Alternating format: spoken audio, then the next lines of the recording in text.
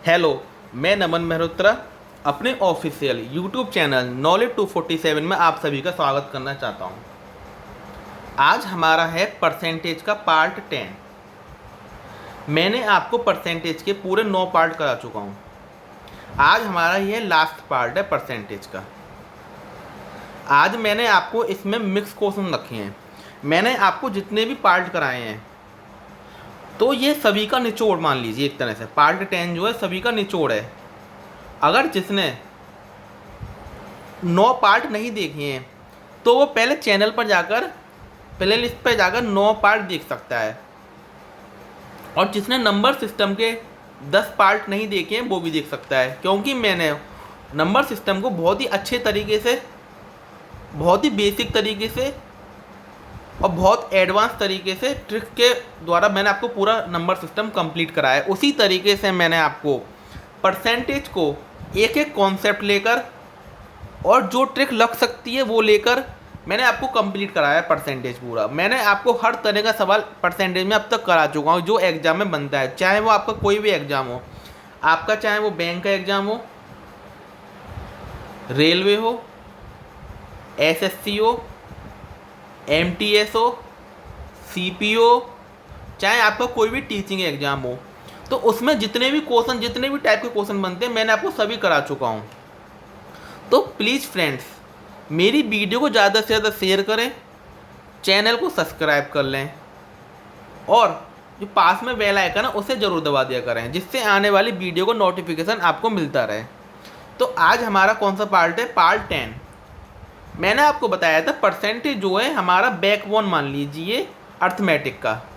अगर आपका परसेंटेज अच्छा हो गया तो आप कुछ भी अर्थमेटिक का कोई सा भी टॉपिक परसेंटेज के थ्रू सॉल्व कर सकते हैं। अब मैं आपको कल से प्रॉफिट और लॉस शुरू करूंगा। प्रॉफिट लॉस का पहला पार्ट आएगा, तो आप अनुमान लगाएंगे कि प्रॉफिट लॉस में परसेंटेज का महत्व कितना ज़्यादा है। यह मान लीजिए अगर आपने परसेंटेज कर लिया तो आप 75% प्रॉफिट लॉस कर लेंगे। आप 75% प्रॉफिट लॉस समझने में आपको कोई भी दिक्कत नहीं आएगी। तो मैं ये सभी से अनुरोध करना चाहता हूँ कि अगर आप कल से प्रॉफिट लॉस पढ़ना चाहते हैं मेरे से, तो सबसे पहले जाकर आप परसेंटेज के 10 पार्ट ज़रूर देखें, क्योंकि उससे क्या होगा, आपको एक तो आपके कॉन्सेप्ट सारे क्लियर हो जाएंगे, और कॉन्सेप्ट अगर आपके सारे क्लियर हो जाएंगे तो आपके सोचने का जो तरीका होगा बिल्कुल बदल जाएगा। आपकी जो थिंकिंग है बिल्कुल बिल्ड हो जाएगी और आप अच्छे से सोच सकते हैं सवाल को, क्योंकि इसमें मैथ में क्या है, सोचने का तरीका ही देखा जाता है। कोई व्यक्ति किसी चीज़ को किसी तरीके से सोच रहा है और कोई दूसरा उसी को किसी और तरीके से सोच रहा है। तो बस मेन चीज़ क्या होती है, हमारे सोचने का तरीका क्या होता है वो ही हमें देखना होता है। ठीक है, अब आज का पार्ट शुरू करते हैं, पार्ट 10। उसको शुरू करने से पहले एक थॉट बताना चाहता हूँ मैं आपको। हमारा थॉट है, अच्छी ज़िंदगी जीने के 2 तरीके हैं। जो पसंद है उसे हासिल करना सीख लो, या फिर जो हासिल है उसे पसंद करना सीख लो। इसमें बताया गया है कि इसमें कहा गया है कि आपको अगर अच्छी ज़िंदगी जीनी है तो आपका जो ड्रीम है उसे अचीव कर लो। ठीक है, या आपके पास जो है उसमें आप सेटिस्फेक्शन हो जाओ। तो सबसे अच्छा तरीका आपके लिए क्या है, जो आपका ड्रीम है उसे अचीव करो।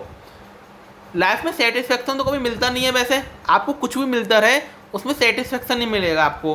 कोई इंसान बाइक से जा रहा है तो वो सोचेगा मुझे कार मिल जाए, और कोई इंसान साइकिल से जा रहा है तो वो सोचेगा मुझे कार मिल जाए, और कोई इंसान पैदल जा रहा है तो वो सोचेगा मुझे साइकिल मिल जाए, और कोई इंसान पैदल जा रहा है और जिस पे पैर नहीं है तो वो सोचेगा मुझे पैर मिल जाए।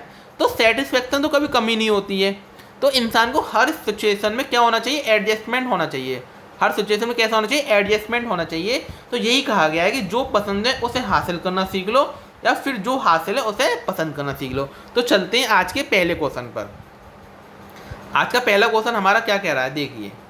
एक कोई बेईमान दुकानदार है। कौन है? बेईमान दुकानदार है। दूध को लागत मूल्य पर बेचने की घोषणा करता है, परंतु वह दूध में पानी मिलाता है और 24 होल 2/7% का लाभ कमाता है। मिश्रण से पानी का अनुपात बताइए। इसमें कह रहा है, जैसे मान लीजिए आप बाजार गए, मार्केट में जाने के बाद कोई शॉप कीपर है, कह रहा है मैं 40 रुपये किलो दूध लेकर आया और आपको भी 40 रुपये किलो दूध बेचूंगा, ठीक है। तो हमें लग रहा है कि वो कोई भी प्रॉफिट नहीं कमा रहा है, पर वो क्या करता है 1 किलो में कुछ दूध मिक्स कर देता है, कुछ पानी मिक्स कर देता है, तो उससे क्या हो जाता है, प्रॉफिट हो जाता है। तो वही पूछा है इस सवाल में कि उसने जो पानी वो कराए, मिक्स कराए, और जो हमारा टोटल मिक्सचर है उसका उनसे रेशियो बताना है। मतलब इसमें दो चीज़ आ गई, परसेंटेज भी आ गई और आपकी रेशियो भी आ गई। तो इस सवाल को कैसे सॉल्व करेंगे देखिए।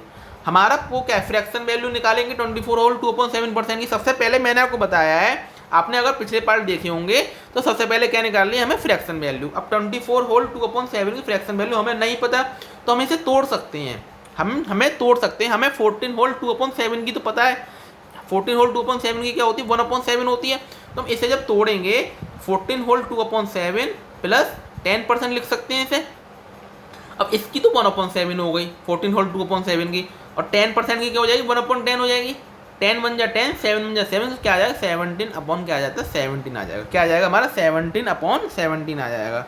तो हमारा क्या आ गया 17/70, मतलब 70 तो दूध है, 70 तो दूध है, उसमें पानी कितना मिला दिया गया 17, उसमें पानी कितना मिला दिया गया 17।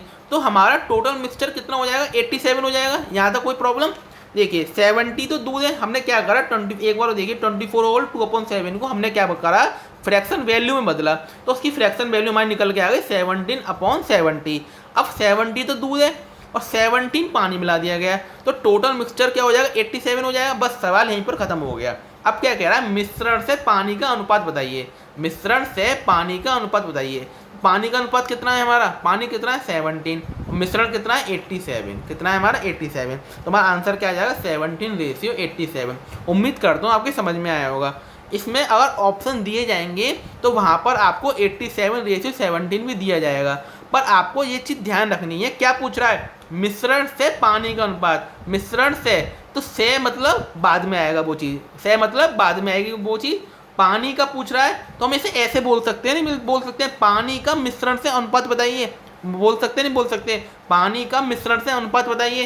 तो पानी का मिश्रण से हमने क्या बता दिया है, अनुपात बता दिया है, ठीक है। जो चीज़ से बोल रहा है वो क्या आएगी, मतलब बाद में आएगी।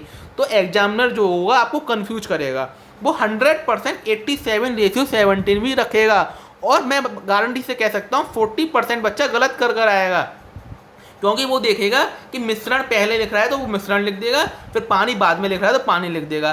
पर आपको ये चीज़ अपने माइंड में भर लेनी है, पानी का पूछ रहा है मिश्रण से, मिश्रण का पानी से नहीं पूछ रहा। अगर बोलता वो मिश्रण का पानी से बताइए तब ये आंसर हो जाता, पर बोल कह रहा है मिश्रण से पानी का, मतलब पानी का मिश्रण से बताना है। तो हम आंसर क्या हो जाएगा 17:87। उम्मीद करता हूँ आपकी ये सवाल अच्छे से समझ में आया होगा। अगला सवाल देखिए। अगला सवाल हमारा कह रहा है चीनी की कीमत में 15% की कमी आई है और एक व्यक्ति कितने प्रतिशत उपभोग बढ़ा सकता है ताकि व्यय में कोई परिवर्तन ना हो। मतलब इसमें कह रहा है कोई चीज़ बढ़ गई है, किसी की रेट क्या हो गए, बढ़ गए हैं। तो जैसे मान लीजिए किसी की रेट 10 से 20 हो गए हैं, 10 से क्या हो गए 20 हो गए हैं।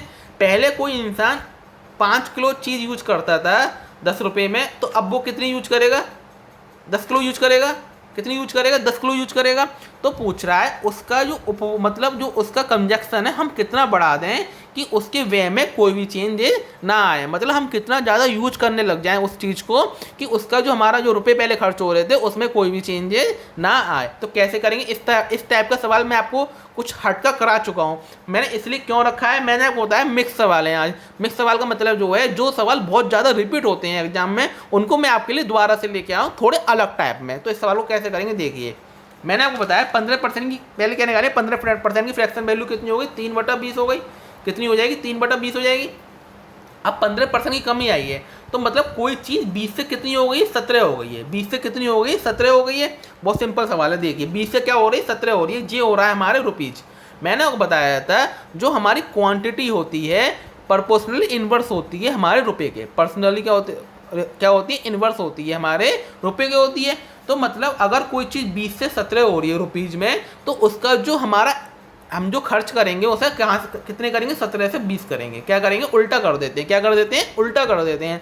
मतलब कोई चीज़ 20 रुपये किलो थी, 20 रुपये थी तो हम उसे 17 किलो खरीद रहे थे।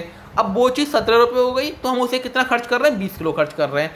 तो हमारा जो कह रहा है इसमें उपभोग बढ़ा सकता है, एक व्यक्ति कितने प्रतिशत उपभोग बढ़ा सकता है। पहले कितना उपभोग कर रहा था 17, अब कितना कर रहा है 20, तो उसने कितना बढ़ा दिया, 3 बढ़ा दिया। नीचे क्या आएगा, मैंने आपको बताया नीचे क्या आता है हमारा इनिशियली कितना खर्च कर रहा था वो 17, मल्टीप्लाई क्या हो जाएगा 100, तुम्हारा आंसर क्या आ जाएगा 300/17। हमारा आंसर क्या हो जाएगा बी ऑप्शन। उम्मीद करता हूँ आपके समझ में आया होगा। एक बार वो देखिए 15% की कमी आई है, तो मतलब 15% की कमी मतलब 3/20, 20 से कितना हो गया 17, तो खर्च कितना करेगा 17 से 20। अब क्या कह रहा है वो उपभोग में कितना प्रतिशत बढ़ा सकता है, तो 17 से 20 कर रहा है, कितना कर रहा है 3 का बढ़ा रहा है, और किस पर 17 पे गुणा 100, 300/17 हमारा क्या हो जाएगा आंसर हो जाएगा। तो उम्मीद करता हूँ आपको समझ में आएगा। अगर आपका कॉन्सेप्ट क्लियर है, आपको मज़ा आ रहा है, अच्छा लग रहा है, तो प्लीज़ वीडियो को लाइक कर दें और ज़्यादा से ज़्यादा क्या कर दें शेयर कर दें अपने फ्रेंड्स में। अगला सवाल शुरू करने से पहले वीडियो को एक बार शेयर कर दें ज़्यादा से ज़्यादा, जिससे ज़्यादा से ज़्यादा लोग इस वीडियो का फ़ायदा उठा सकें। अगला सवाल देखिए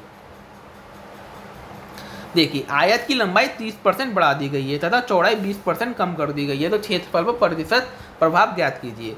ये सवाल मैंने आपको दोबारा क्यों लिया है, इस सवाल को मैं आपको सक्सेसिव मेथड से भी करके दिखाना चाहता था, इसलिए मैंने आपको इस सवाल को दोबारा लिया है। एक मेथड तो आपको मैंने बता दिया फ्रैक्शन वैल्यू से, वो भी करके दिखाऊंगा, और मैं आपको ये भी बताऊंगा कब हम सक्सेसिव लगा सकते हैं और कब हम फ्रैक्शन वैल्यू का यूज कर सकते हैं। देखिए सक्सेसिव हमारा फॉर्मूला क्या होता है, याद रखिए फॉर्मूला होता है हमारा x plus x y upon 100। क्या होता है हमारा x plus y plus x y upon 100 होता है हमारा सक्सेसिव फॉर्मूला। अब इसका यूज हम कब कर सकते हैं, जब कर सकते हैं जब हमारे कोई लंबाई 10, 20, 30, 40, 45 मतलब फुल हमारा इंटीजर है फुल दे रखा हो, हमारा इंटीजर क्या दे रखा हो फुल दे रखा हो, तब हम उस सक्सेसिव का यूज कर सकते हैं। और जब हमारा कहीं मान लो आ जाए 16 होल 2/3% आ जाए, तब हम क्या करते हैं फ्रैक्शन वैल्यू का ही यूज करते हैं, उसी से सवाल क्या हो जाता है आसान होता है ये। पर सक्सेसिव हम कब यूज कर सकते हैं, जब हमें दिख रहा है कि 10, 20, 30, तब हम सक्सेसिव भी यूज कर सकते हैं। मैं आपको दोनों तरीके से करके दिखाऊंगा। फॉर्मूला क्या है एक बार देखिए, x plus y plus x y upon 100। Formula का यूज कैसे करेंगे देखिए, पहले क्या हो रहा है 30% बढ़ा दी गई, तो x की क्या आ जाएगा 30, 20% कम कर दी गई, कम करी गई तो माइनस का 20 आएगा, क्या आएगा माइनस का 20। अब 30 का गुणा माइनस के 20 में करेंगे तो क्या आएगा माइनस के 600 आएगा, क्या आएगा माइनस के 600 आएगा, अपॉन क्या हो जाएगा 100 हो जाएगा, अपॉन क्या हो जाएगा 100 हो जाएगा। 30 में से 20 जाएंगे 10 बचेंगे, और माइनस 600 में से 10 से 6 के 6 बार कट जाएगा, तो हमारा क्या आ जाएगा 4% का इंक्रीज, क्या हो जाएगा हमारा 4% का इंक्रीज। अब आप पूछेंगे 4% का डिक्रीज क्यों नहीं है, क्योंकि अगर यहाँ पे माइनस में आता है आंसर तो हमारा हो जाता है डिक्रीज, पर हमारा आंसर किस में आ रहा है प्लस में आ रहा है, तो हमारा क्या हो जाएगा 4% का इंक्रीज।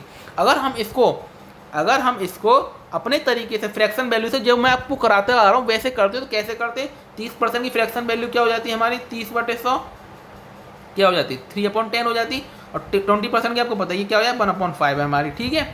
आयत की लंबाई 30% बढ़ा दी गई, तो 10 से कितनी कर दी गई 13 कर दी गई, अब 20% कम कर दी गई, 5 से कितनी कम कर दी गई 4 कम कर दी गई, 5 से कितनी कम कर दी गई 4 कम कर दी गई, 10 पंजे 50, 13 चौका 52, कितने का डिफरेंस आ गया 2 का, किस पर आएगा वो 50 पर, गुणा क्या हो जाता 100 हो जाता, 50 दूनी 100, 2 दूनी 4% का क्या आ जाता है इंक्रीजमेंट आ जाता है, 4% का क्या आ जाता है इंक्रीजमेंट आ जाता है। तो उम्मीद करता हूँ आपको ये चीज़ समझ में आई होगी। अब अपने आपको कॉन्सेप्ट को अच्छा करना है और अपनी सोच को क्या करना है बोल्ड करना है। अगर आपकी सोच अच्छी होती, अगर आपकी सोच और बोल्ड होती तो आप यहीं पर सॉल्व कर लेते सवाल को। जैसे कि मान लीजिए क्या हो रहा है 10 से 13 हो रहा है, और 5 से कितना हो रहा है 4 हो रहा है, 5 से कितना हो रहा है 4 हो रहा है, तो आप इसी को डबल कर देते यहाँ पर, और यहाँ पे भी क्या कर देते डबल कर देते, तो यहाँ कितना हो जाता 10 हो जाता, यहाँ कितना हो जाता 4 दूनी क्या हो जाता 8 हो जाता, 4 दूनी क्या हो जाता 8 हो जाता।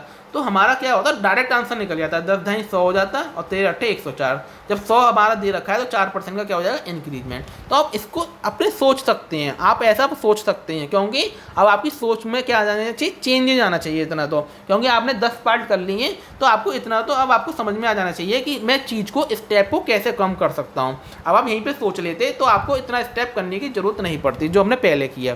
तो उम्मीद करता हूँ आपको ये चीज़ समझ में आ रही होगी अच्छे से। अगला सवाल देखिए, अगला सवाल कह रहा है हमारा ए के वेतन में 10% की वृद्धि हुई और फिर 10% की कमी हुई, फिर वेतन में बदलाव ज्ञात कीजिए।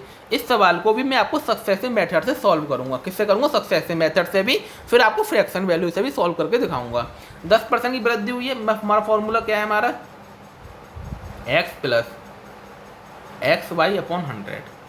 10% की वृद्धि प्लस 10, 10% की कमी माइनस 10, प्लस माइनस क्या हो जाएगा हमारा? माइनस 10/100/100, प्लस 10 से माइनस 10 कैंसिल हो गए, 100 से कितने बार जाएगा? एक बार जाएगा, तो माइनस का 1% आ जाएगा। अब माइनस का आया है तो क्या है? मैंने आपको बताया माइनस का आएगा तो क्या होगा? डिक्रीजमेंट। तो हमारा क्या हो जाएगा? 1% का डिक्रीजमेंट। हमारा क्या आंसर हो जाएगा? 1% का डिक्रीजमेंट। तो एग्जामिनर ने 1% का इंक्रीज भी लिखा है। वो क्या करता है? कन्फ्यूज करता है आप लोगों को।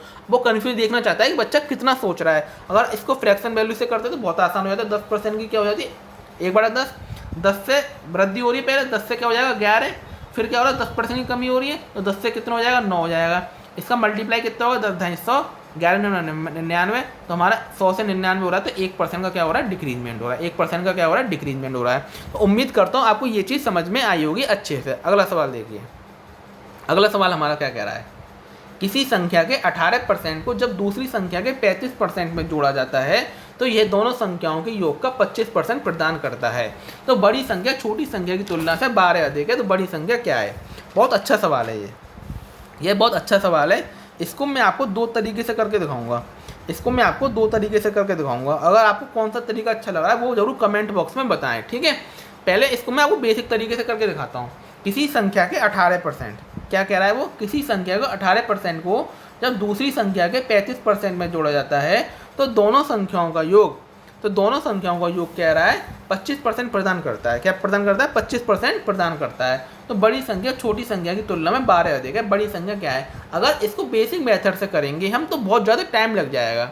अगर आपको इसको बेसिक मेथड से करना है तो बहुत ज़्यादा टाइम लग जाएगा। अगर मैंने आपको बताया है इसमें क्या लगाएंगे हम?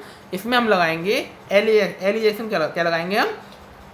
एलिगेशन लगाएंगे। इसमें मैंने आपको बता दिया है बेसिक मेथड से करने में बहुत ज़्यादा टाइम लगता है, इसलिए हम क्या लगाते हैं? एलिगेशन लगाते हैं। ऐसे सवालों में क्या लगाते हैं? हम एलिगेशन लगाते हैं।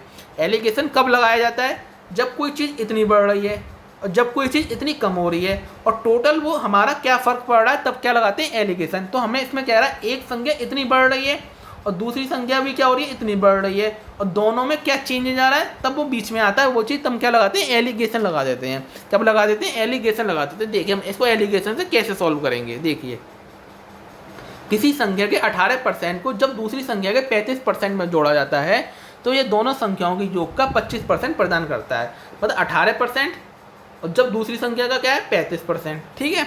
और क्या प्रदान करता है? बीच में आ जाएगा 25%। बड़े में से छोटा घटा देते हैं, छोटे में से बड़ा घटा देते हैं। तो 25 में से 18 जाएंगे, कितने बचेंगे हमारे? 7 बचेंगे। 25 में से 18 जाएंगे, कितने बचेंगे? 7 बचेंगे। और 35 में से 25 जाएंगे, कितने बचेंगे? 10 बचेंगे। 35 में से 25 जाएंगे तो कितने बचेंगे? 10 बचेंगे। डिफरेंस कितना है? 3 का। डिफरेंस कितना है? 3 का। पर उनकी अकॉर्डिंग कितना है? तुलना में 12 अधिक है। उनके अकॉर्डिंग कितना अधिक है? 12 अधिक है। तो 3 की वैल्यू किसके बराबर हो जाएगी? 12 के बराबर। 1 की वैल्यू किसके बराबर होगी? 4 के बराबर। तो बड़ी संख्या क्या है? बड़ी संख्या क्या है? यहाँ पर 10 है, तो 10 की वैल्यू किसके बराबर हो जाएगी? 40 के बराबर। उम्मीद करता हूँ आपको समझ में आया होगा ये कॉन्सेप्ट। आपको अगर बेसिक तरीके से करना है तो मैं आपको अगला सवाल इसको सेम तरीके से मैं आपको उसको बेसिक तरीके से भी करके दिखाऊंगा। आप देखिए वो कितना हार्ड पड़ता है और कितना बड़ा पड़ता है। तो मैंने क्या बताया? 18 से 35, 18 है, एक दूसरी 35 है, बीच में क्या है? 25 है। बड़ा छोटा घटा दिया, आंसर आ गया हमारा। अगला सवाल देखिए। अगला सवाल देखिए। किसी संख्या के 15% को जब दूसरी संख्या के 30% में जोड़ा जाता है तो ये दोनों संख्याओं के योग का 24% प्रदान करता है। बड़ी संख्या छोटी संख्या की तुलना में 6 अधिक है। संख्या क्या है? देखिए इसको मैं बेसिक तरीके से करके दिखाऊँ आपको कितना ज़्यादा हार्ड पड़ेगा। देखिए कैसे करेंगे इसको बेसिक तरीका भी। अगर आपका माइंड अच्छा है, कैलकुलेशन अच्छी है तो बेसिक से भी कर सकते हैं, पर उसमें क्या लगेगा? आपको टाइम लगेगा। देखिए कैसे करेंगे बेसिक से। किसी संख्या के 15% को, मतलब x मान ली हमने एक संख्या, दूसरी संख्या मान ली y, 15x/100 प्लस दूसरी संख्या क्या है? 30%, तो 30y/100 इक्वल टू क्या हो जाएगा? दोनों संख्याओं के योग का 24% प्रदान करता है। तो xy का 24%/24/100 हो जाएगा, ठीक है। 100 से 100 कट गए, हमारे 15x प्लस 30y। हम इससे को किससे काट सकते हैं? 5 से। 5 दिए 15, 5 से 24 नहीं जाएगा, फिर 3 से काट लें। 3 पंजे 15, 3 से 10 बार, 3 से 8 बार हो गया हमारा, ठीक है। अब यहाँ क्या बच गया हमारा? 5x plus 10y equal to क्या हो जाएगा हमारा? 8x plus 8y। तो यहाँ क्या आ जाएगा 5x माइनस 8x 3x हो गया, इक्वल टू क्या हो जाएगा 8y माइनस 2ny तो 2y हो गया। तो x अपॉन वाई कितना हो गया 2/3 हो गया, x अपॉन वाई कितना हो गया हमारा 2/3 हो गया। सवाल हमारा यहीं पर खत्म हो गया। अब देखिए x अपॉन वाई क्या हो गया 2/3 हो गया। तो कह रहा है छोटी संख्या की तुलना में 6 अधिक है, पर हमारे अकॉर्डिंग कितनी अधिक है 1 अधिक है। 1 की वैल्यू किसके बराबर होगी 6 के बराबर। तो क्या पूछा संख्या क्या है, 1 की वैल्यू 6 के बराबर है तो संख्या क्या होगी 6 दूनी 12 6 3 18, तो 12 18 हमारा क्या हो जाएगा आंसर हो जाएगा। अगर मेरी कैलकुलेशन अच्छी है मैंने तो जल्दी कर लिया सवाल को, क्योंकि अगर आपकी कैलकुलेशन अच्छी नहीं है तो इसी में आप बहुत ज़्यादा टाइम लगा देंगे। पहले एक्स लिखेंगे फिर वाई लिखेंगे फिर इसको इधर लेके आएंगे, समीकरणों को इधर लेके जाएंगे, तो आप पूरा 5 से 6 मिनट लगा देंगे सवाल को करने में, अगर आपकी कैलकुलेशन अच्छी नहीं है। अगर आप कैलकुलेशन अच्छी है तो इस तरीके से भी आप 40 से 45 सेकंड में कर सकते हैं। मगर जो हमारा एलिगेशन है वो हमारा सबसे बेस्ट तरीका है, जो हमारा एलिगेशन है वो हमारा सबसे क्या है बेस्ट तरीका है इन सवाल को करने का। अब कैसे करेंगे एलिगेशन, 15% लिख लिया यहाँ पे, यहाँ 30 लिख लिया, बीच में क्या है 24 है, बड़े में से छोटा घटा दो, 24 में से 15 गए तो कितने बचे 9 बच गए, 30 में से 24 गए तो कितने बचे 2 से काट दिए, 2 3 6, 3 दूनी 6 और 3 दूनी 9, तो हमारा क्या आ गया 2:3 आ गया। पर वो कह रहा है छोटी संख्या की तुलना में 6 अधिक है, पर हमारे अकॉर्डिंग कितनी अधिक है 1 अधिक है। 1 की वैल्यू 6 हो गई, 6 दूनी 12 6 3 18। तो सबसे बढ़िया तरीका है हमारा एलिगेशन, सबसे बढ़िया तरीका क्या है हमारा एलिगेशन सॉल्व करने का। अब एलिगेशन कब लगाते हैं आपको समझ में आ गई होगी चीज़, जब कोई चीज़ इतनी बढ़ रही है फिर इतनी बढ़ रही है टोटल इतनी बढ़ रही है, तब क्या लगाते हैं हम एलिगेशन। कब क्या लगाते हैं हम एलिगेशन। कल भी मैं आपको एक सवाल एलिगेशन का कराया था जनसंख्या वाला, तो हम सोच सकते हैं एलिगेशन को हम कैसे यूज कर सकते हैं। अगला सवाल देखिए, अगला सवाल कह रहा है किसी संख्या के 75% में जब 90 जोड़ा जाता है तो परिणाम वही संख्या आती है, तो संख्या ज्ञात करिए। इसको भी मैं आपको बेसिक से कराऊंगा, फिर आपको इसको मेथड बताऊंगा कैसे करेंगे। देखिए किसी संख्या के 75% में 75% बटा 3/4, तो संख्या मान ली हमने x का 3/4 क्या होगा 3/4 x हो गया, प्लस क्या जोड़ा जाता है 90 जोड़ा जाता है, तब क्या होता है परिणाम वही संख्या आती है। संख्या क्या मानी थी हमने x, तो हमारा क्या हो जाएगा x हो जाएगा। अब 3/4 में से x घटा देंगे हम, 3/4 x में से x घटाएंगे इक्वल टू क्या हो जाएगा 90 के बराबर हो जाएगा, माइनस का 90 हो जाएगा। अब 4x माइनस का x/4 बराबर क्या हो गया माइनस का 90, तो माइनस से माइनस कट गया, तो x की वैल्यू किसके बराबर आ गई 360 के बराबर। x की वैल्यू किसके बराबर आ गई 360 के बराबर। पर हमें इतनी मजदूरी नहीं करनी है पेपर में, हमें इतना बड़ा नहीं करना है। हमें करना कैसे, हम अब आपकी कॉन्सेप्ट को कैसे क्लियर हो गया आपको, अब आपका कॉन्सेप्ट जब क्लियर हो गया है तो हमें सोचना कैसे है वो देखिए। अब सवाल को देखिए, किसी संख्या के 75% में जब 90 जोड़ा जाता है, मान लीजिए 75% जी है, ठीक है 75% आपका जब जी है तो कितना जोड़ा जाता है 90 जोड़ा जाता है। पर हमारा अगर परसेंटेज में देखें तो कितना जोड़ा जा रहा है 25%, कितना जोड़ा जा रहा है 25%, क्योंकि टोटल कोई चीज़ होती है हमारे में 100%, क्या होती है 100% होती है, तो 75% तो जे जोड़ा जा रहा है, तो 25% ही जो जोड़ा जा रहा होगा, तो 25% की वैल्यू किसके बराबर हो जाएगी 90 के बराबर। आपकी 25% की वैल्यू किसके बराबर हो जाएगी 90 के बराबर। जब 25% की वैल्यू 90 के बराबर हो गई तो 100% की वैल्यू क्या होगी 4 गुनी हो जाएगी, तो कितना हो जाएगा 360 हमारा क्या हो जाएगा आंसर। आपको कौन सा अच्छा लगा, आपको बेसिक तरीका अच्छा लगा या आपको ये तरीका अच्छा लगा। उम्मीद करता हूँ आपको ये तरीका सबसे बेस्ट लगा होगा। आपको इस तरीके से आप ओरली भी कर सकते हैं। अब आपको एक सवाल भी सेम टाइप का सवाल दूंगा मैं आपको, उस सवाल को आप ओरली करना है 2 मिनट में 2 सेकंड में करके दिखाना है आपको उम्मीद करता हूँ समझ में आया होगा। अगला सवाल देखिए, अगला सवाल कह रहा है हमारा किसी संख्या के 68% में जब 44 जोड़ा जाता है तो परिणाम वही संख्या आती है, तो संख्या ज्ञात करिए। अब क्या कह रहा है 68% में जब 44 जोड़ा जाता है तो 68% टोटल क्या होता है हमारा 100%, तो 32% बचा, तो 32% की वैल्यू क्या हो गई हमारी 44, 32% की वैल्यू क्या हो गई 44 हो गई, तो 100% की क्या हो जाएगी हमारी 44 गुणा 100/32, 4 से काट दो, 4 से 11 बार, 4 से कितनी बार हो गया हमारा 8 बार, तो 1100/8 आ गया, 1100 क्या आ गया हमारा 8 आ गया। इसे क्या हम कर लेंगे सॉल्व कर लेंगे, जब 1100/8 को हम सॉल्व कर लेंगे तो हमारा आंसर निकल के आ जाएगा। आप सॉल्व कर सकते हैं आसानी से, आप सॉल्व मैं आपको चाहें तो सॉल्व करके भी दिखा दे रहा हूँ, कुछ भी नहीं है सॉल्व करने में। 8 का क्या करेंगे डिवाइड कर देंगे, हमारा आंसर आ जाएगा। उम्मीद करता हूँ आपके समझ में आया होगा ये चीज़। अगला सवाल दिया, इसका आंसर आ रहा था 137.5%, इसका आंसर क्या आएगा 137.5% आएगा। उम्मीद करता हूँ आपको ये चीज़ अच्छे से समझ में आई होगी। अगला सवाल देखिए, एक आदमी प्रत्येक माह अपने वेतन का एक निश्चित भाग बचाता है ताकि एक साल में वह एक कार खरीद सके, तो ज्ञात करें कि उसे अपने बचत में कितने प्रतिशत की वृद्धि करनी चाहिए कि वह उसकी कार को 8 महीने में खरीद सके। तो हम इस सवाल को, मैंने आपको इस तरीके का सवाल पहले भी करा चुका हूँ, इस तरह का सवाल मैं आपको पहले भी करा चुका हूँ। मैंने आपको बताया था 12 महीने में खरीदनी है, उसे 8 महीने में खरीदनी है। तो हम क्या करते हैं, ऐसी कोई कॉमन संख्या ले लेते हैं जिससे वो खरीद सके। तो मैंने कॉमन संख्या क्या ले ली इसमें, 24 ले ली। क्या ले ली, 24 ले ली। देखिए मान लीजिए कार वो 24 रुपये की थी, ठीक है। उसने क्या पहले सोचा गया था 12 महीने में खरीदूंगा मैं, पर उसके मन में आ गया मैं 8 महीने में खरीदूंगा, क्योंकि उसे 9वें महीने में शादी है, शादी उसे कार से जाना है, ठीक है। तो उसने सोच लिया कि उसे अब 8 महीने में कार खरीदनी है, पर पहले उसने सोचा था 12 महीने में खरीदनी है। जब उसे 12 महीने में खरीदनी होती तब वो कितने रुपए बचाता, 24 रुपये के हिसाब से 2 रुपये बचाता। कितने रुपये बचाता, 2 रुपये बचाता। पर उसे अब कितने महीने में खरीदनी है, 8 महीने में खरीदनी है, तो वो कितने रुपये बचाएगा, 3 रुपये बचाएगा। कितने रुपये बचाएगा, 3 रुपये बचाएगा।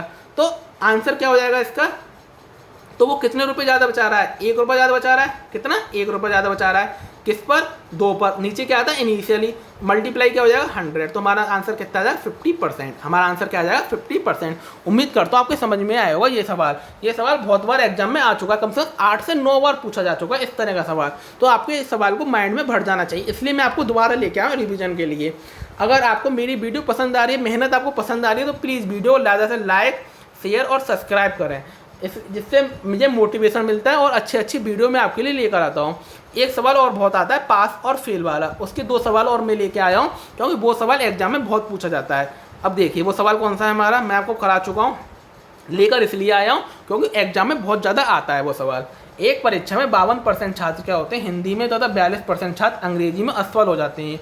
यदि 17% छात्र दोनों विषयों में असफल होते हैं तो कितने प्रतिशत छात्र दोनों विषयों में सफल होते हैं। बहुत अच्छा सवाल है, मैं आपको इस टाइप का सवाल करा चुका हूँ। 52% क्या हो रहे हैं छात्र, क्या हो रहे हैं हमारे हिंदी में, प्लस 42% किस में फेल हो रहे हैं, अंग्रेजी में। तो दोनों कितने हो गए, 2 2 4, 5 और 4 क्या हो गए, 9, 94% हो गए हमारे, ठीक है। और 17% दोनों विषयों में फेल हो जाते हैं, तो 94% माइनस क्या हो जाएगा, 17%। कितने बचेंगे, 14 में से 7 बचे, 8 में से 1 गए हमारे, 7 बचे, तो 77% हो गए। 77% क्या हो रहे हैं, एक्चुअल में फेल हो रहे हैं। 77% क्या हो रहे हैं, एक्चुअल में फेल हो रहे हैं। ये तो बहुत बेकार रिजल्ट है। 77% क्या हो रहे हैं, एक्चुअल में फेल हो रहे हैं। तो पूछ क्या रहा है वो, कितने प्रतिशत छात्र दोनों विषयों में सफल हो रहे हैं। सफल कितने हो जाएंगे हमारे, 23%। सफल क्या हो जाएंगे, 23%। हमारा आंसर क्या हो जाएगा, ये हो जाएगा। बहुत से टीचर इसे बेन आरेख द्वारा बताते हैं। किससे बताते हैं, बेन आरेख से बताते हैं इन सवालों को। पर हमें बेन आरेख से नहीं करना है एग्जाम में, क्योंकि उसमें बहुत ज़्यादा टाइम लगता है। बेन आरेख से तब बताया था मैंने आपको ये सवाल, इस टाइप का सवाल, जब हमारे 2 से ज़्यादा सब्जेक्ट हों।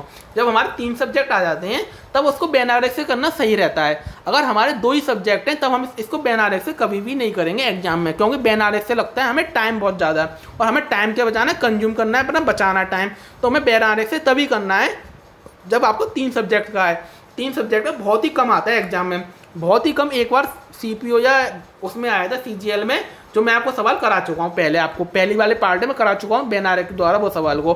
तो वो सवाल आया था सीजीएल में आया था। वैसे सीजीएल और आता नहीं है, मुझको बहुत ही कम आता है, 3 का आ जाएगा तो रियल केस में आता है, तो आपको घबराना नहीं है। उससे भी मैं आपको बता चुका हूँ, नहीं देगा जिसने वो सवाल पीछे वाले पार्ट में जाकर देख सकता है, 6 या 7वें पार्ट में वो सवाल मैंने आपको बताया था। अगला सवाल देखिए, इस टाइप के सवाल है। अब आराम से आप इस टाइप के दो जो सब्जेक्ट के आएंगे सवाल आराम से कर सकते हैं, कुछ भी नहीं है। देखिए एक कक्षा में 60% छात्र क्या होते हैं, हिंदी में सफल होते हैं। 60 प्लस 45% छात्र संस्कृत में फेल होते हैं। और टोटल में जो पास हो रहे हैं उनको हम क्या कर देते हैं, माइनस कर देंगे। कितने हो जाएंगे, 25। तो हमारे 45 में 25 का 20, 60 प्लस 20 कितने हो गए, 80% क्या हो गए हमारे पास हो गए। ये अच्छा रिजल्ट है, 80% क्या हो गए, पास हो गए। पर पूछ क्या रहा है, कितने प्रतिशत छात्र असफल हुए, तो क्या हो जाएगा, 20% का छात्र क्या हो जाएंगे, असफल हुए। बच्चे क्या कर देते हैं, मैंने आपको बताया जल्दी में क्या करते हैं, वो 80% ही लगा जाते हैं। क्या करते हैं, 80% ही लगा जाते हैं। क्योंकि एग्जामिनर का एक तरीका ये होता है कि वो बच्चे का दिमाग को पढ़ता है, बच्चे का दिमाग क्या कह रहा है। बच्चे का दिमाग 80% भी बोलेगा और बच्चे का दिमाग 20% भी बोलेगा। जो जल्दबाजी नहीं करेगा वो 20% लगाएगा, और जो पढ़ेगा ही नहीं सवाल को, जिससे जल्दबाजी रहेगी, ज़्यादा ही जल्दबाजी रहेगी, वो क्या कर देगा, जल्दी में 80% लगा देगा। उसका कॉन्सेप्ट तो क्लियर है, मगर उसे क्या है, जल्दबाजी है। ज़्यादा जल्दबाजी भी हानिकारक होती है। पेपर में जल्दबाजी करिए, कॉम्पिटिशन में एग्जाम में जल्दबाजी करिए, पर सवाल को पूरा पढ़कर। सवाल अगर आप पूरा नहीं पढ़ेंगे, आप जल्दबाजी करेंगे, तो आप सवाल जल्दी में क्या करेंगे, गलत करेंगे। तो ये था हमारा आज का 10वां पार्ट। अब हमारे पार्ट खत्म हो गए परसेंटेज के। अब आपको क्या करना है, प्रैक्टिस करनी है। अब आपको क्या करनी है, ज़्यादा से ज़्यादा प्रैक्टिस करनी है। मैंने आपको 10 पार्ट कंप्लीट करा दिए हैं। 10 पार्ट में मैंने आपको कम से कम 150 प्लस क्वेश्चन करा दिए हैं। आपको परसेंटेज के 150 प्लस क्वेश्चन करा दिए, जो सफिशिएंट है एग्जाम के लिए। अब आपको क्या करना है, उनकी प्रैक्टिस करनी है। अगर आपने जिसने नहीं देखे 10 पार्ट, वो पहले तो 10 पार्ट देख ले, फिर क्या करे, प्रैक्टिस करे, और जो सवाल नहीं समझ में आए वो मेरे से पूछ सकता है वो आपसे। अगर जिसको टेलीग्राम पे जुड़ना है उसको टेलीग्राम का मैं आपको लिंक दे दूँगा, मुझसे आप टेलीग्राम पे भी जुड़ सकती हैं। मेरा ग्रुप बनना है नॉलेज 247 के नाम से, मैं आपको उसका लिंक दे दूँगा डिस्क्रिप्शन में, तो आप उससे जुड़ सकती हैं और कोई भी डाउट हो तो पूछ सकती हैं मुझसे, ठीक है। और आपको कल से क्या शुरू होगा, प्रॉफिट और लॉस। आप प्लीज़ क्लास को लेना ना भूलें प्रॉफिट लॉस की, क्योंकि बहुत अच्छा कॉन्सेप्ट से आपको मैं प्रॉफिट लॉस भी कराऊंगा। जिस तरीके से मैं आपको नंबर सिस्टम और परसेंटेज कंप्लीट कराया है, उसी तरीके से आपको मैं प्रॉफिट लॉस भी कंप्लीट कराऊंगा। जितने पार्ट बन सकते हैं उतने कराऊंगा। जैसे मैंने आपको देखो 10 पार्ट उसके कराए पूरे, और 10 पार्ट उसके कराए। 10 पार्ट कोई भी नहीं कराता है, कोई भी टीचर आपको 10 पार्ट कोई भी नहीं कराएगा। मैं आपको 10 पार्ट करा रहा हूँ आपके, क्योंकि आपका मैं हर सवाल करा रहा हूँ, हर एक बेसिक से लेके बिल्कुल मॉडरेट और आपकी हाई लेवल तक ले गया हूँ मैं आपको। तो आप प्लीज़ फ्रेंड मेरी वीडियो को ज़्यादा से ज़्यादा लाइक करें, शेयर करें, सब्सक्राइब करें, और अपने बेल आइकन जरूर दबाएं, और अपने दोस्तों में शेयर करें। अपने दोस्तों को इस चैनल के बारे में बताएं, जिसमें आपको सारे सब्जेक्ट पढ़ाए जा रहे हैं, bio, GS, reasoning, English, math. एक कॉम्पिटिशन एग्जाम की तैयारी के लिए बहुत अच्छा चैनल है ये। तो ज़्यादा से ज़्यादा लाइक करें, शेयर करें, सब्सक्राइब करें। Thanks for watching my video. मिलते हैं एक परसेंटेज प्रॉफिट लॉस के साथ, नई वीडियो के साथ। Thanks for watching my video. Bye friends.